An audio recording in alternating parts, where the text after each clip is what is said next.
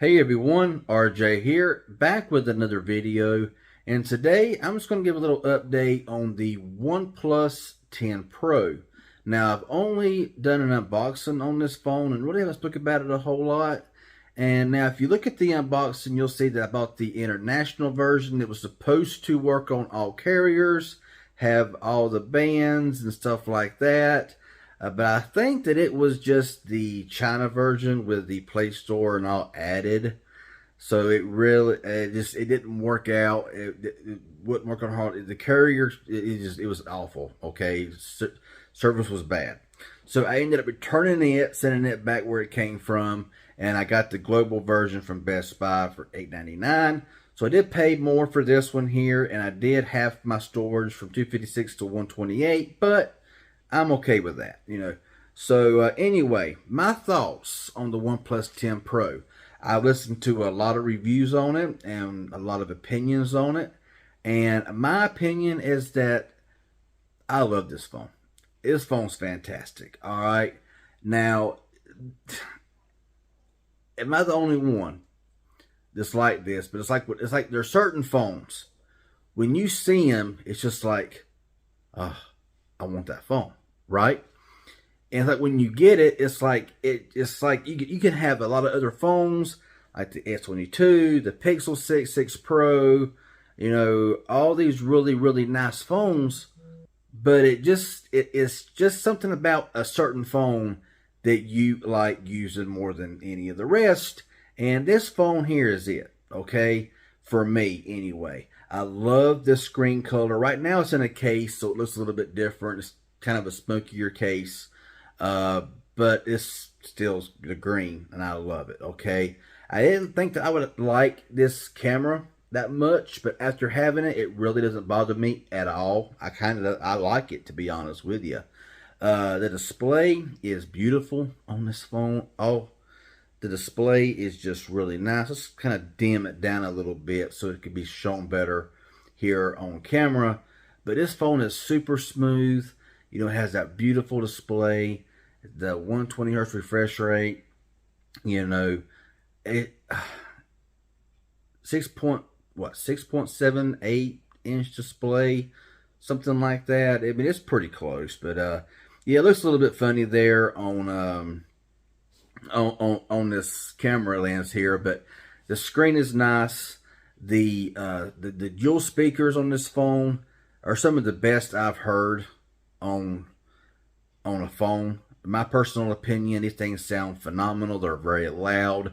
They're very full sounding. I mean, it just sounds great. Okay, no headphone jack, but you know, Bluetooth. You can hook them up to this thing here, and you get some really good sound out of it. Call quality is fantastic. I've used it on T-Mobile, Red Pocket through AT&T's network, and on Visible, and it works phenomenal through all carriers I've tried it on. Call quality equally is good on all three as well. Reception is a strong point. You know, a lot of people don't mention radios and phones anymore, and the signal quality and stuff like that. But there are differences. Okay, I have phones that don't have the best reception, and then with in the same area with a different phone, where you get one bar of service on one, you might get three on another. That's kind of where this here is at. I get much better reception on this phone than I do with a lot of other phones that I have. It's just got good radios, good call quality, good speakerphone. People can hear me fine. I can hear them fine, and everything's good. Camera quality is fantastic. A lot of my videos being recorded right now in there when I'm behind the camera is recorded with this phone. Because the mic quality is fantastic. The focusing quality is really good. The video quality is really good, and it can handle whatever you throw at it. And it's such a good phone. I wish I had more storage. Wish they'd have had a higher storage configuration. As far as the 8 gigabytes of RAM, as fast as this phone is and optimized as it seems to feel, from 8 to 12 gigabytes of RAM, I don't think you're going to see much difference, to be honest with you.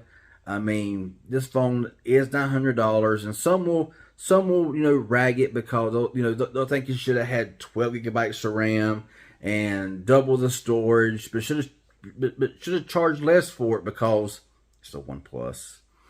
Kind of like the Pixels. They want everything in the world on a Pixel, but they want to pay less for it.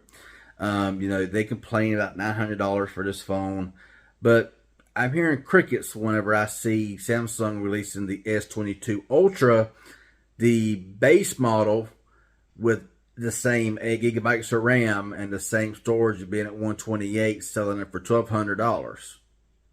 But I hear crickets, when it comes to talking about Samsung doing that kind of stuff. You'll pay way more than that if you want more storage and RAM. But, but you'll hear complaints about this phone having the same RAM and storage, basically, and for $300 less. But you know how that goes. But anyway, this phone here, it's got a curved display, and curved displays are okay. I prefer a flat display, but as long as they don't go too overboard and too crazy with the curvature of the screen, it don't really bother me that bad. But I do prefer a flat screen over a curved display. But like I said, a lot of my videos are created and done by this phone because it is so good.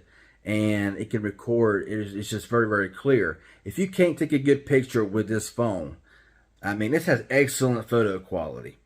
And even in low light, if you can't get a good photo with this phone, I don't know what to tell you. You have to get a tripod or something, because I'm telling you, this thing takes good photos, even in lower lights. It's quick. The shutter lag is not bad at all. It's about instant taking a picture. I mean, I can sit here right now, cut on my camera, and I mean it's just fast. Okay, it's quick. There's basically no lag, and you can get a really good, clear picture with this phone. Portraits are good. Everything about this phone is just great. It has a Snapdragon 8 Gen 1. Performs flawlessly. Benchmark scores are surprisingly pretty low on this phone. That goes to show you right there, it goes to show me right there at least, that you can't really go by benchmark scores, okay? You cannot base your everyday usage and how powerful a phone is on a benchmark score. You just can't do it. Games on here play smoothly. I've had no problem whatsoever. I got some more cases coming for it. This is the case that I did a video on. But this is how the phone looks without the case. So about the same, really. You can see this is just a frosted case here, so it does kind of change it a little bit. I got some Rinky Fusion X cases coming for this as well, because they're like my favorite cases, period. But this case right here is more of it's got a really good feel to this case. It's hard to explain the feeling of this case, but I'll leave a link down below. I'll leave a card up here somewhere or down in the description if you want to buy this case. Not affiliated. It's just if you want to buy this case for this phone. It's a really good one. It's really durable. Has good protection around it. That's in a case review. But if you want to see that, I'll leave a card up here. You can check that out. Anyway, it's been a good phone. Okay, I've had no issues with anything. Going in here to my settings and looking at. Actually, I need to go about.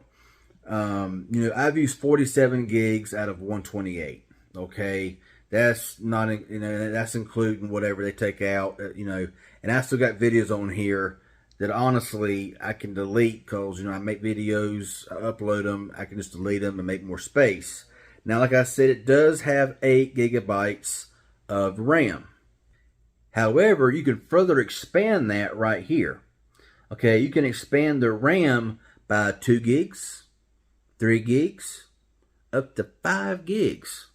So, it says when enough storage space is available, you can use part of it to expand your RAM. I got mine set at 5 gigs. Does it need to be at 5 gigs? No. But I put it on there because I want to. But you got, go from 8 to 10, 8 to 11, or 8 to 13. I think that it uses that RAM when it needs it. It's not like it's just always in use. I think it's just on there when you need it. But it's really good you have that. It'd be nice if you could expand your internal storage. You know, bring SD cards back. We need SD. I don't care how high the phone. I know why these flagship phone makers don't have, don't have SD card slots. They want you to buy the higher versions whenever they have them. We know that. Kind of like with that headphone jack. They don't have headphone jacks anymore because they want you to buy their specific Bluetooth. But anyway, whole different thing. Overall, I recommend this phone 100%. I like it. It does everything I want it to do. Videos are clear. Photos are clear. You can watch YouTube, Netflix, Hulu, whatever you want to watch. It's a good viewing experience. Very good speakers. Fingerprint scanner is fast. Face unlock is just, it's open as soon as you look at it. I mean, no lock screen. It's just that fast. It's so quick. This phone's been phenomenal. And I just like it. So if you're if you're on the fence about the OnePlus 10 Pro 5G, be sure to go with the global version if you're here in the US. I've been there and done that with the international and all that stuff, whatever. And I recommend it. 100% recommend it. So that's all I want to say about it right now. I will be back later with another video showing some gameplay and just showing more about this phone. This is just an update. It's a little bit longer than I wanted it to be. But if you want a good phone, this one here is the one that I would recommend 100%. So, still informative anyway. Hit that like button. Any questions you may have, leave it down below. And if you're new around here and haven't subscribed, consider subscribing. Ding that bell. Turn on all notifications to be notified for future videos in the future. That'd be appreciated. Y'all have a good one, and thanks for watching.